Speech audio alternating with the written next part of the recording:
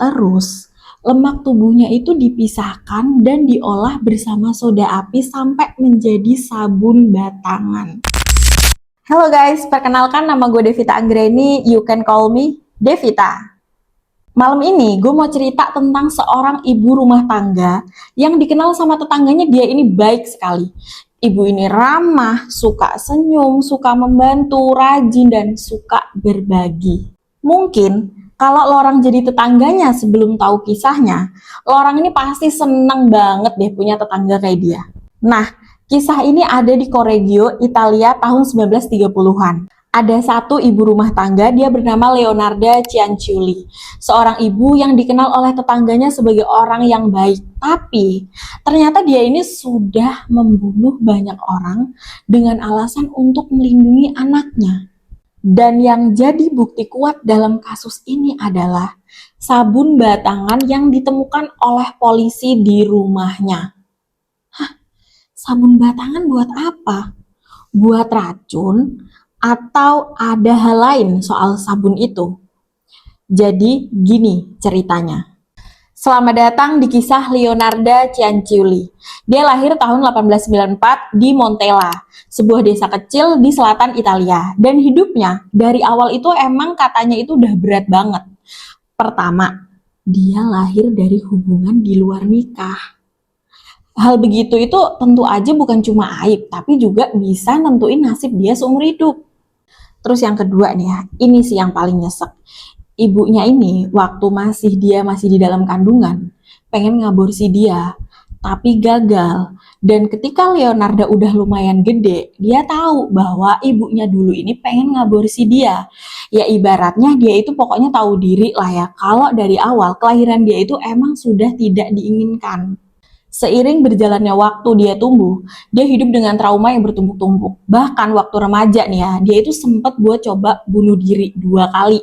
2 kali dan 2 kali itu dia selamat. Sampai akhirnya dia menikah dengan seorang pegawai yang umurnya itu jauh lebih tua dari dia.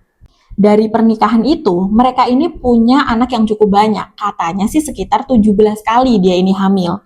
Tapi dari semua anak yang lahir, hanya 4 yang masih hidup. Sisanya meninggal waktu bayi atau pas masih kecil. Untuk kronologi meninggalnya karena apa, nggak ada yang tahu. Kemungkinan kombinasi penyakit, kondisi medis di era itu, dan kemiskinan. Tapi yang jelas, seorang ibu kehilangan anaknya berulang kali membuat Leonarda ini jadi obsesif buat melindungi anak-anaknya yang masih hidup. Khususnya untuk anak sulungnya yang bernama Giuseppe. Dan disinilah semuanya dimulai. Jadi gini, pada suatu hari, Leonarda ini pergi ke dukun. Nah, pas dia pergi ke dukun ya, dia itu minta bantuan untuk dibacakan masa depan nasib anak-anaknya, terutama si anak sulungnya yang bernama Giuseppe tadi. Saking dia ini pokoknya nggak mau ada hal buruk yang menimpa anaknya. Jadi, dia ini istilahnya butuh persiapan untuk jaga-jaga. Terus, si dukun ini bilang ke Leonarda, katanya tuh gini, kamu akan kehilangan anak-anak kamu. Dukunnya itu bilang kayak gitu ke Leonarda. Leonarda yang ngedenger omongan dukun ini nih, ya tentu aja dia langsung panik, khawatir. Pokoknya ya di pikiran dia ini ya pokoknya nggak mau kehilangan anak-anaknya. Ya secara nih ya dia punya pengalaman waktu dia sebagai anak, orang tuanya kan kayak nggak menginginkan dia ya. Pasti seiring berjalannya waktu, dia itu pasti punya prinsip. Pokoknya kalau dia jadi orang tua, dia nggak mau anak-anaknya itu ngalamin kayak dia. Kayak apapun tuh istilahnya bakal dia lakuin buat ngelindungin anak-anaknya. Mungkin dari sinilah dia kayak obsesif banget buat ngelindungin anak-anaknya.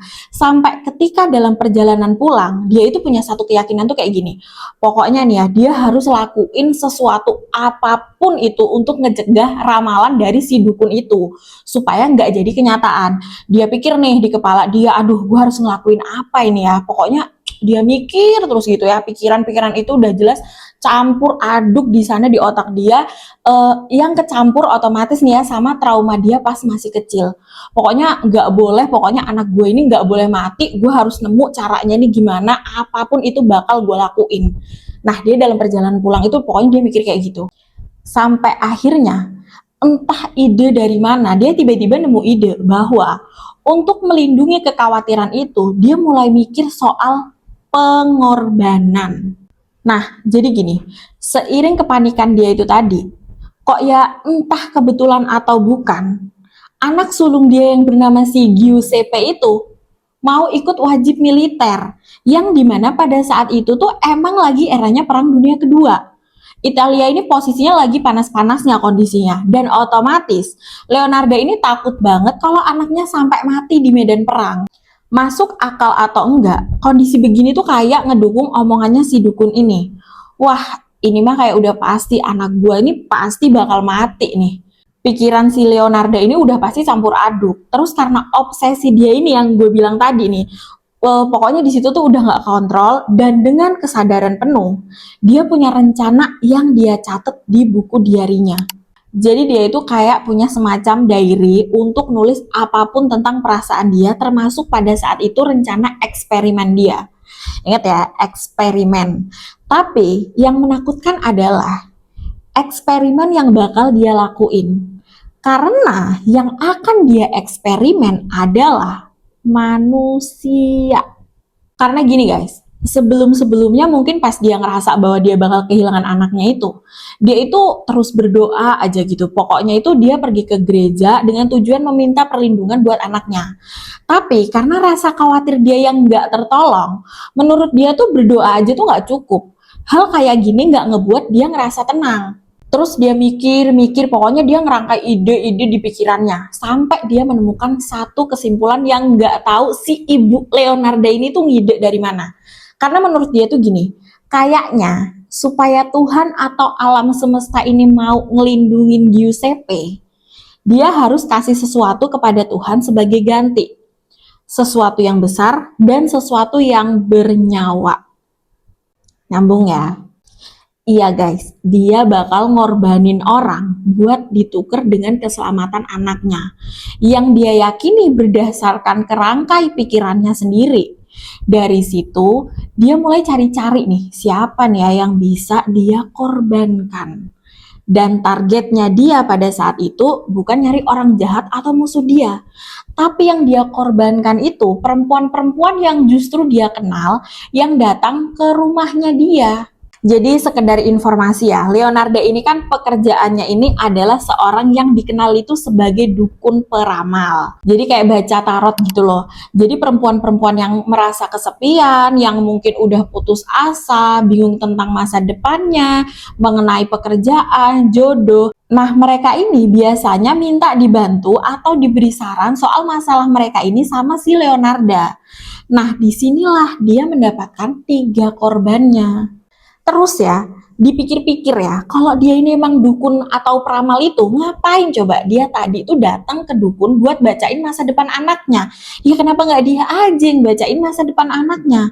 Ya gimana ya, banyak yang bilang, ibaratnya dia ini sebenarnya sebagai dukun atau peramal itu tuh sebenarnya dia tuh ngaku-ngaku aja, punya kekuatan supranatural yang dia bilang bisa ngebaca masa depan orang.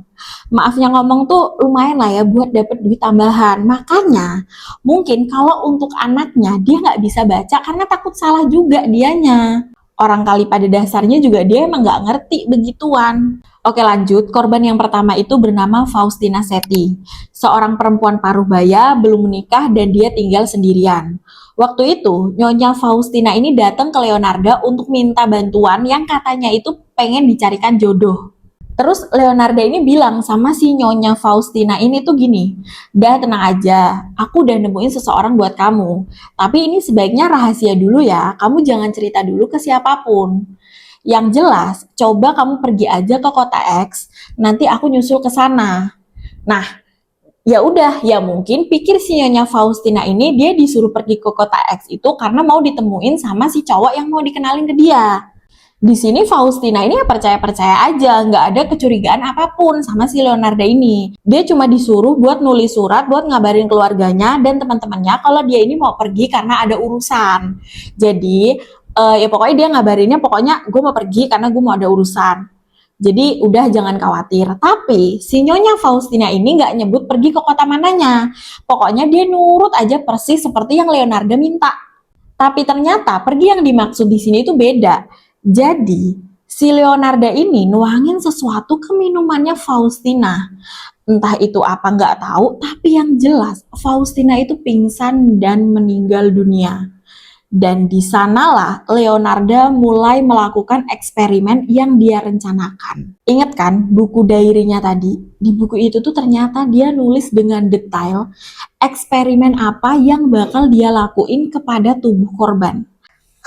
Jadi gini, di diary itu dijelasin bagaimana dia memotong dan bagaimana dia mengolah korbannya. Oke, mungkin ini agak enak ya. Darah itu dikumpulin sama dia, tubuhnya dipotong-potong, dimasukin dalam panci besar dengan soda api sampai jadi kayak pasta gelap yang kental. Terus, lemak tubuhnya itu dipisahkan dan diolah bersama soda api sampai menjadi sabun batangan.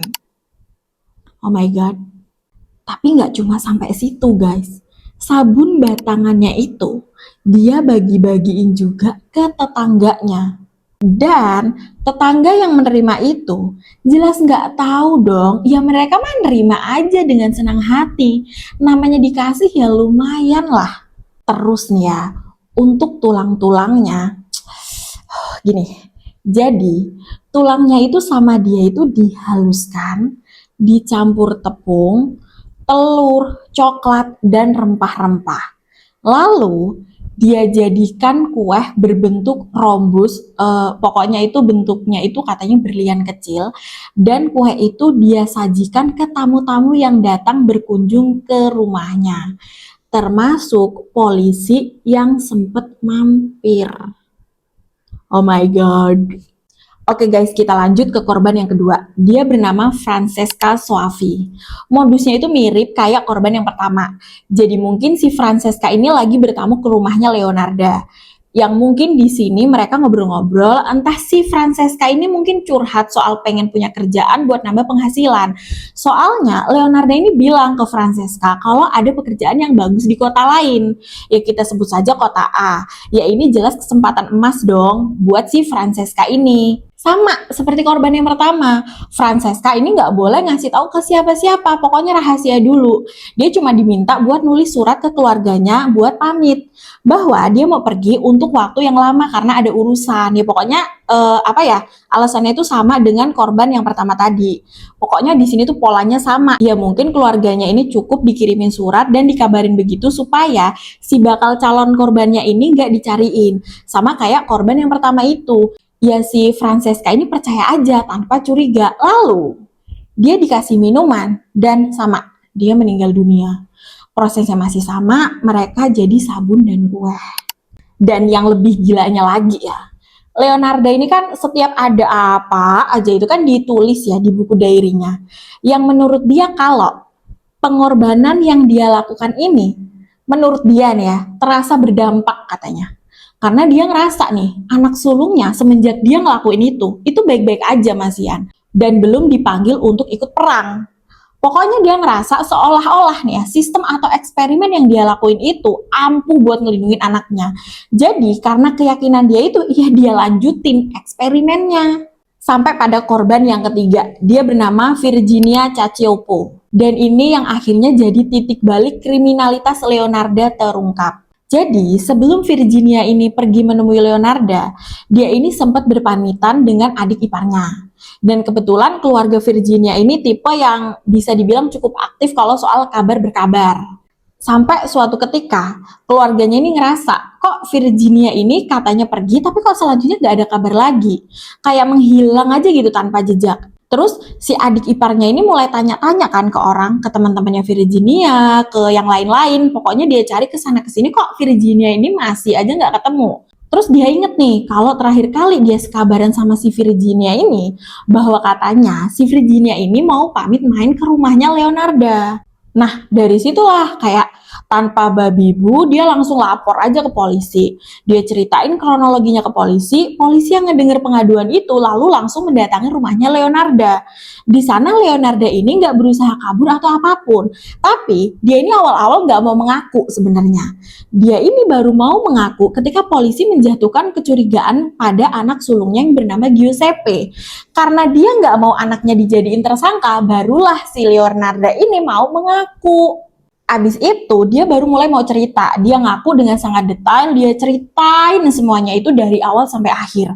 Termasuk alasan dia dan motivasi dia ngelakuin itu. Dan waktu ditanya soal si Virginia ini, itu ada nih guys di diary-nya itu, dan dia itu pernah nulis dengan tulisan yang begini. Dia berubah jadi sabun yang harum dan coklat Cremino yang lezat, yang aku bagikan ke para tetangga dan teman-teman sekolah anakku.